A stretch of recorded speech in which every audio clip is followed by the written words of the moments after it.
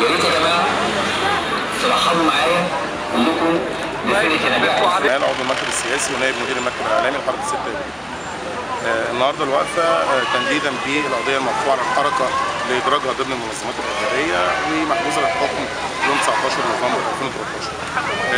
فعاليه ساخره زي ما احنا شايفين، حركه تسخر من تلك القضيه الواهمه والوهميه التي ليس لها اي اساس من الصحه، وبتتحدى اي حكم قضائي بيصدر في هذا الخصوص.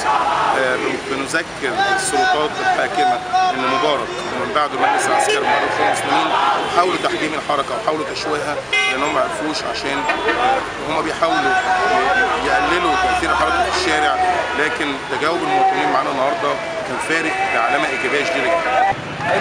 النهارده احنا بنعمل فعاليه تعتبر احدى بنستخدم فيها احد ادوات اللا عنف، وهو المبدا القائم عليه حركه شباب 6 ابريل كحركه سلميه، اسمه مهرج الشارع.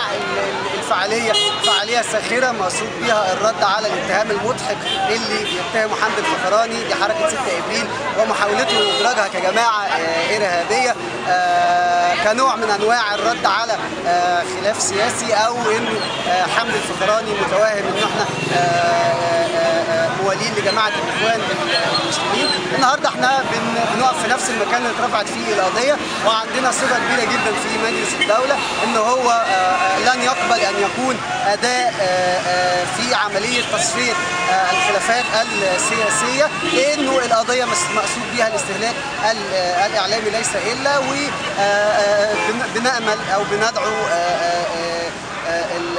قضاة مجلس الدولة لرفض مثل هذا النوع من الدعاوى، مش بس الدعوة المقامة ضد 6 ابريل، لا، أي دعوة مقصود بها استهلاك إعلامي ولا يوجد فيها أدلة ثبوت. تاريخ حركة شباب 6 ابريل كله لا يوجد فيه أي أدلة تثبت أن الحركة كانت في يوم بتدعو إلى العنف أو بتشارك في فعاليات فيها عنف.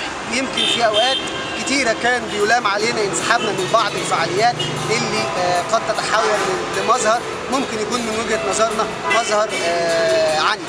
بالتالي الفعالية النهارده نوع من انواع الرد، لان هي دي الطريقة اللي حركة 6 ابريل بترد بيها على مثل هذا النوع من الاتهامات.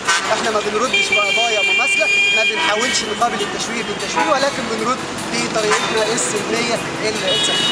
شكرا.